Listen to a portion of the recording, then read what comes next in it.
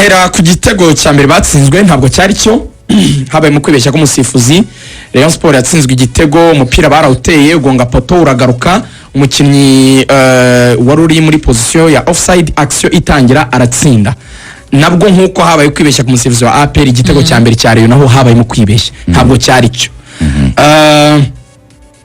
Nkaba navuga yuko rero mu gihe Rayon Sport icyo gitego yagitsinzwe ikagitsindwa hakiri kare, byahise bisa naho bidemoralije bijyanye nuko nyine yari ifite yo defete ibitego bine kuri kimwe kuri APR.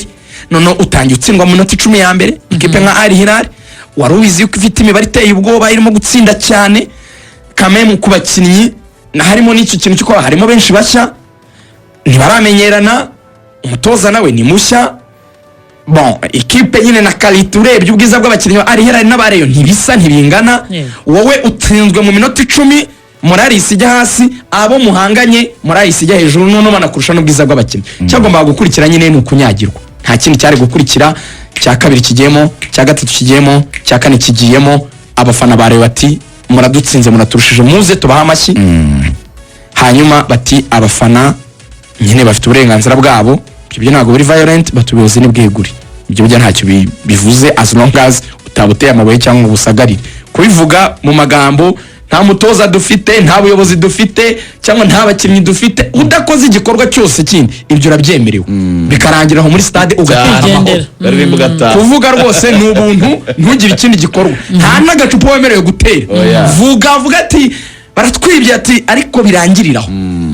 Rero njye navuga yuko kuri Rayon Sport no utuntu tubiri. Cyambere nkuko yavuze, bashaka kugurisha Rishari miliyoni kuri 35 by'amadolari cyangwa se 30 na gutyo. Sera umugore mwari bonye ko yagiye muri Sudan. Icyambere umwaka uzagora Rayon, reka nkoresha kubera impamvu nyinshi z'impinduka bagiye bagira. Nakarambo kamwe Rayon Sport kine open heart surgery, umutima bakinjiramo bakabaga. Yego, navuga yuko bagize umwaka ugoye mu bice bitatu: imiyoborere idahamya yagihindagurika, icya kabiri guhindagura ikipe cyane yaba mu kibuga abakinnyi bakina ndetse n'umutoza, icya gatatu urayibona ko n'undi ubwiza bw'abakinnyi wakabahinduye ari nabeza cyane nabo se beza cyane. So briefly ni umwaka uzagora Rayon Sport cyane, ariko kugira ngo utazagaruka usa n'uyu nguyu mubi ukuri gusa n'ukuri kugenda, hakwiye nyine icyo kwizigera yaravuze a heart and brain surgery. Nanjye nakongeraho kandi bikorwa nande igihugu n'igifashe Rayon Sport mu buryo faranga, mu buryo bw'imiyoborere no mu bundi bujyanama. Ikipe abanyarwanda bakunda ntikomeze kubababaza, naho ubundi iyi match ikirangira habaye ibintu byinshi cyane.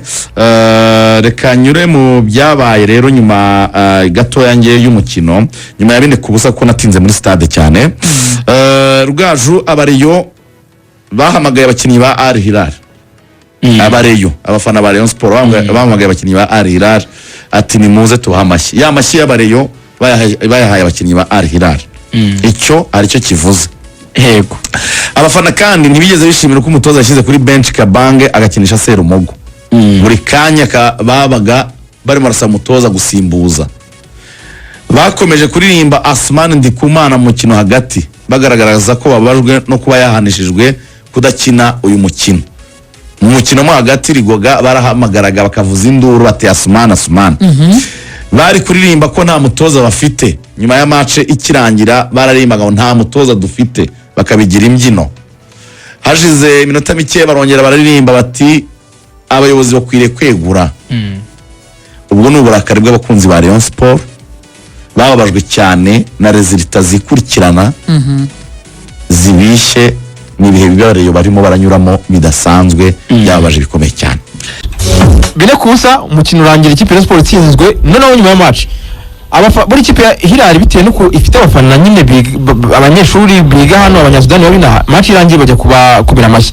Icyabaye rero bakimara kubira amashyi, abafana ba Sport barabaha bagati namwe ni muzi barabyiranye. Abafana ba Rayon banze gutaha, abafana ba Rayon bakunda Hilal bayikomeye amashyi bavuza induru, amashyi y'abareyo bayahaye Hilal kandi ubwo babiriye. Ariko mbere yuko match irangira nabonye n'ikintu kimeze nko gushaka guhangana n'uburibwe buri mu mubiri. Warabona nk'umuntu waba uhagaze mu muriro ariko agaseka, cyangwa bari kumukubita agaseka, bimwe by'ababyeyi ba kera bagukubitaga kandi ari ibyo ariko kuri umuntu mbere yo guhamagara hari hirari babanje kuririmba Murera mwarabibonye oya niko kuri nyine bavuga Murera barayiririmba umuntu urembye kandi bakubise umuntu urembye ubuzima burimo bumucika agira tendance yo kwijajara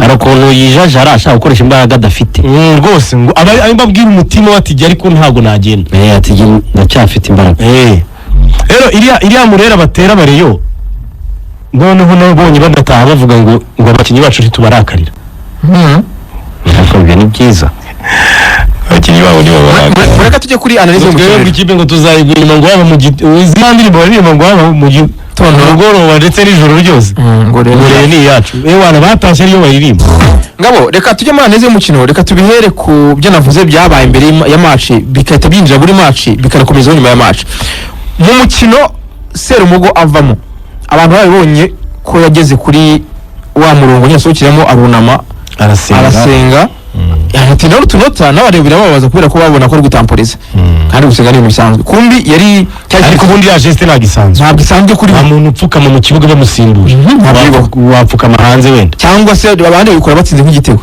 ariko abenshi banabitekereje ko wenda arimo gusezera Rayon Sports ko nibyo yakoraga nyine arasohoka ariko amakuru ari nuko n'ubundi yagiye gukina mukino uno musore ngo yamaze gutandukana na Rayon Sports yakinira match afite release leta ayifite rero ni umusore bivuga ko Rayon Sports nyine kuko haba nyine gutandukana kandi afite kontra yarigurishije kamvuye gutyo Serumugo yavuye muri Rayon mbere Serumugo muri interview yahaye Karikeza wa Inyarwanda mugenzi wacu yamubaje ati kuki wasibye amafoto yawe yose wambaye imyenda wa Rayon Sports araseka aravuga ati social media zanjye ati ni uburenganzira bwanjye arangije aravuga ariko ahubwo ikintu gitangaje nuko mubibonye ubu mwese wayasibye ryari ahubwo atashize nk'ukwezi narayasibye kubera iki ni uburenganzira bwanjye Serumugo mu njye nabonye ngiye gushaka ifoto yo gupostinga mbona nta foto yambaye Rayon iriho kandi yabwiye Karikeza ko amaze nk'ukwezi yarayasibye ukuvuga ngo abatoza hari umuntu w'inshuti yanjye witwa John ujya umbwira ngo Sefu ngo bamuhatiraga gukinira ngo ushobora ko kuzakigwamo ngo bamuhatiraga gukina atabishaka Serumugo nawe nuko Bruno Ferri ntiyabimenye none se Serumugo umukinnyi uri muri club by'umubiri ariko umutima we udahari ntabwo ari uwo gushyira mu babayaha serivisi ariko hari n'igihe umutoza avuga ngo nuko yari abizi hari igihe umutoza avuga ngo akinira match asezere ndi kuvuga n'ubundi mbere y'iyi match nabwo yari yamukinishije kuri match ya APR uravuga iyo abimenye ko mu mutwe we n'umutima we atagihari yagiye mu kwezi kose atari umukinnyi wamuha byose yamukinije iriya match ariko nibanza yamuhanga ari yayikinnye amukinije match 3 oya Bruno Ferri niyo nimero 2 we ahubwo igitangaza kibamo gituma umutoza nyine hari ibyo mutungaho urutoki match zose mukinisha aramusimbuza ubundi ni nimero 2 buri match umukuramo bimwe bya Feroz byo gusimbuza Sefu buri match kandi bikanje yavuze ko ari umukinnyi mwiza unamubye umutoza wa APR twamunenga ganga wowe urabanzamo batatu b'imbere ku minota 50 bose kabakuramo ubwo hari n'ikibazo mu kubalayininga nyine nimero 2 hari imyanya idasimbuzwa nimero abadefenseri nimero 6 ubona abakinnyi batitire bakina match yose buri match ku minota 50 Serumugo arimo aramusimbuza azana Kabange ubu bivuga ngo wakaba nyine ahubwo ubanzamo Kabange wa mugani icyo ni kimwe nicyo yabo duhereho ubundi wa mugani uri kumanzamo bizi ko yagiye afite na release leta ubwo umutoza ashaka ko yarabikoze byo kubangurika muri kasezera abafana yego kusezera abafana so kumubanzamo yashobora kumuha wenda n'iminota 5 ya nyuma ahubwo umutoza yamushyiragamo kubera ko yamwemeraga sukumwemera kundi ahubwo birashoboka ko umutoza atemera Kabange ntabwo yemera Kabange kugera naho akinisha umukinnyi azi ko ari bugende avuga ko Kabange bandura kandi gashaka ibintu byo kubaka ntahereye inyuma gake arasubira ku isoko agura nimero 2 rero cyane ko nta wambwa kimubona kiri mu wese Efrem arasubira ku isoko ashaka nimero 2 Efrem tujya ku mukino twinjiye muri analyse uyu mukino Rayon Sports yatsinzwe 4 ubundi si seri yo kubitsindwa Al Hilal yatsinda buri kipe ariyo yose hano mu Rwanda 4 ko hari n'izari 8 iyo ugeze amahirwe bikaba 3 uraserebura bibiri uraserebura, watungurana mukanganya cyangwa ukayitsinda. Ari Hilal nta pressure ifite, barimo barashaka visa yo kugenda, nta match bari bafite hafi aho ngaho, abakinnyi bayo bose barahari, harimo abashaka baba bagomba kuguma kuri level iri hejuru kugira ngo batabasubiza muri Sudan.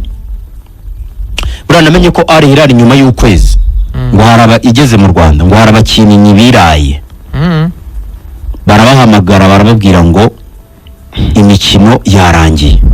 Buriya Ari Hilal sinzi uko babigenza, ariko ugomba kuryama amasaha 8, ngo utaryamye amasaha 8 baraguhagarika, ariko habaho n'ama device abikora, ubwo nibyo bakoresha, habaho n'ama device abikora kabisa.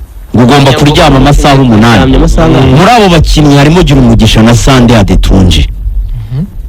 Barabahamagaye barabwira bati Kigali irabatwaye mwebwe. Uwo bita Patrice Evra yigeze kubivuga avuga ati muri Juve giye banegetse kuryama ndabagara, ariko niba ntabishaka se ikingenzi si umusaruro mba mu kibuga. Hitimana twaravuga ngo Sande ngo Kigali pere yamunaniye, ariko ahubwo ni Kigali yari imuryohera. Amakuru nkura muri Ari Hilal, ubuyobozi ngo bwarabahamagaye bunabagira umugisha, avuga bati ibipimo byanyu n'abantu bashaka kubakoresha test ku myitozo, kavuga bati tera ishoti, bakaba batira ishoti ririmo inzoka, cyangwa iri shoti nta mugongo urimo, cyangwa harimo ibitotsi, babakoresha gusimbuka ku mavi bya bindi byo muri wama kugira ngo barebe uko ukomeye mu maguru, barebe niba waruhutse.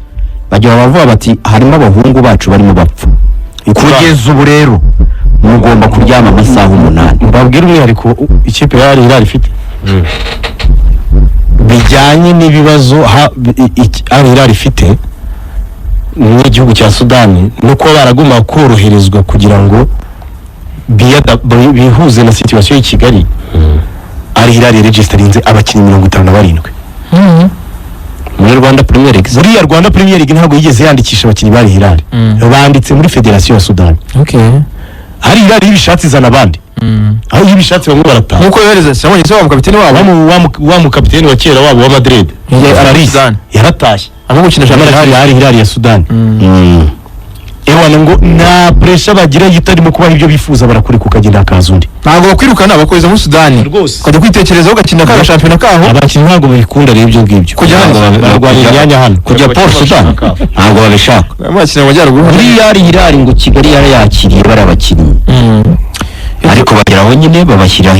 Icyo nashaka kuvuga rero, kuba Rayon Sport yaratsinzwe 4 yabitsindwa kuko nta kirusha n'izindi, ariko nabyo ntitwirengagize ko za Muhanga zikanyije.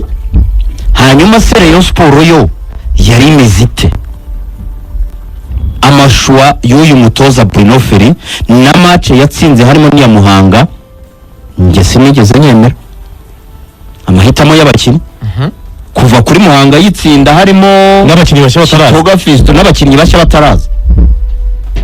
Shuwazemwe mwarazemeye cyangwa no kuvuga ngo batsinze Muhanga, Kitoga yakoze exploit individuel, abakiringira arabavuga ngo ni umutoza mushya wari ukireba ikipe, ariko match izindi yakinye nyuma yaho zerekanye ko ashobora ufite gushidikanya ku bushobozi bw'umutoza. Icya mbere impamvu ushidikanya, ntabwo ushobora kunyumvisha ngo abakinnyi 6 bashya ngo ni umutoza mushya, niyo yaba ari ingito ari umutoza utarabyigiye. Ibyo bintu bita mbyumva ko automatically hari amafuti muri shampiyona hagati ya problem, aho aba hari ikibazo. Njyewe mpitana nagarura mu mateka nk'abandi, uyu muntu uko avuye muri Vita Club nyuma y'amezi 2, avuye muri Angola nyuma y'amezi 3, ubundi si umugenzi, ntagenda hose agura abakinnyi, ubundi si umuntu ugenda akagusigira abakinnyi akigendera. Icyo nacyo nkaba nakibazaho, ariko ibyo tubireke. Ni gute ushobora kwiyimasho? Hari n'ibyo nabonye ngo Faringanye ngo yavuze ko atameze neza. Faringanye yashakaga gukina ari tayari, ni umutoza wabyanze, abantu bishaka gukavaringa umutoza. Hariho nabonye ngo Faringanye ngo yavuze ngo ko atameze neza, ngo ntiyakinnye. Urumva umutoza nareka ibintu byo kwigira ngo umupro hatari nawe ni harya ni nyirakazi hamagarira, nareka Simane Dikumana azakina kuko nawe mukinnyi wenyine uri muri Rayon, umutoza arashaka ufite ubushobozi bwo kuba yatsinda ibyo bintu byo gukabya byakuzana disipurine ndende ntabwo bizakunda cyane rwose. iyo ikipe iri habi wowe urakuringa. iyo ufite abakinnyi beza benshi uramwicaza kugira ngo umuhane, ariko uramwicaza ariwe meri biteri, ariwe mukinnyi ufite wagutsindira igitego. Arawusaba neza cyane mu ruhande rw'ibumoso, subizamo poto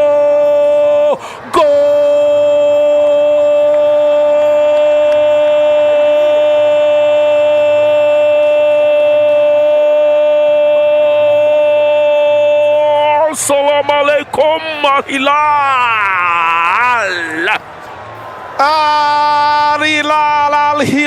Al-Hilal iterekamo bawo ya mbere. mu by'ukuri abakinnyi bose baravuga ati umuntu yararira aragenda yiryamira mu izamu atagumayo. Madik namba 18 mugongoni aterekamo neza cyane. abakinnyi bareba baravuga bati abasifuzi babaye bati bari baraririye uwo bita Madik aterekamo igitego cya mbere cy'ikipe ya Al-Hilal. atagumayo Madik namba 18 mugongoni aterekamo neza cyane. abakinnyi bareba baravuga bati abasifuzi babaye bati bari baraririye uwo bita Madik aterekamo igitego cya mbere cy'ikipe ya Al-Hilal. Al-Hilal kimwe Rayon busa kabisa. nuko bigenze, gongamo n'umutwe, umupira uragenda ukubita igiti kizamu, ariko nanjye nabonaga baririye. uragaruka rongera asobyamo kujya kureba amashusho rwose. Al-Hadji Kane ariko Klo abadefanseri ya Kipe Rayon Sport barangaye. Je uburyo mbibonye wenda nubwo umuntu aza gusubiramo video nyuma akareba, ariko uburyo mbibonye uriya muntu utsinze igitego umupira ugiye guruka ku kirenge hano ntago ari muri oruje pe. abandi benshi ibyo bari barimo ntago ariyo kabisa, ntago ari oruje. nge nabibonye rwose. abadefanseri barangaye rero, barangaye bansimbarezo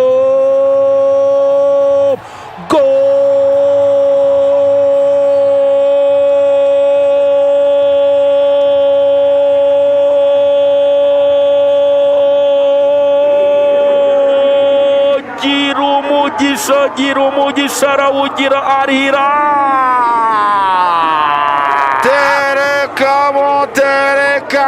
terekamo gira umugisha Jean-Claude gira umugisha.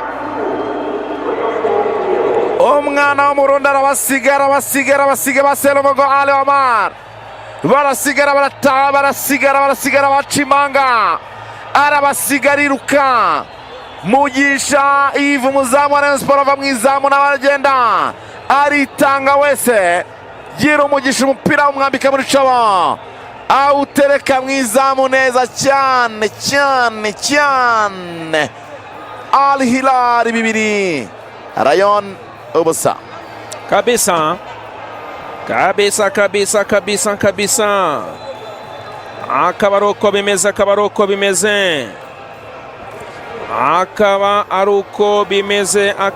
uko bimeze. abare barimo baribuingira ikipe yabo, barimo barayibuinga. abareyo rwose, they are booing their own team. ikipe yabo barimo barayiha urw'amenyo, barimo barayikora nk'ibyo abafana ba Real barimo barakorera ikipe yabo. ejo baravuze bati babuinze abakinnyi, baravuga bati Perez urashaje, va mu nzira.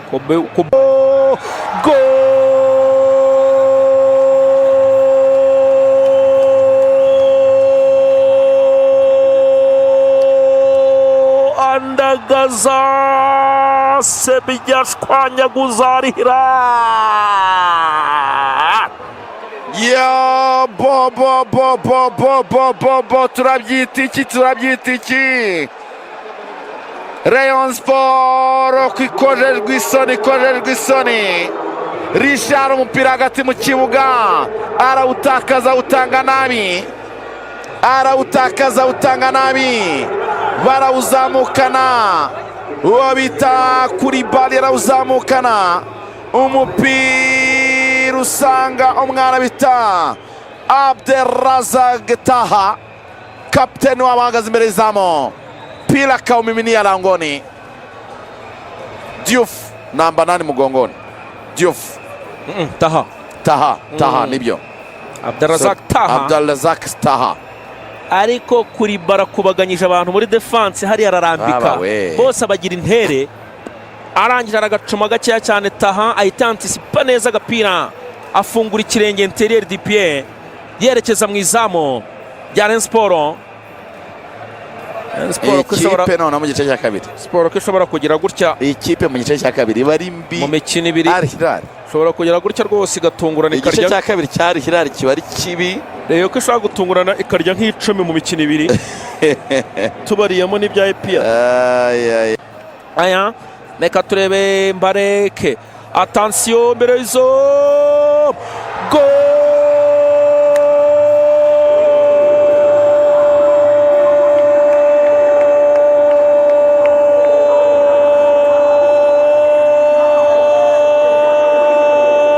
cya kane cyagezemo, n'umukino uhita urangira. Gira umugisha Jean Claude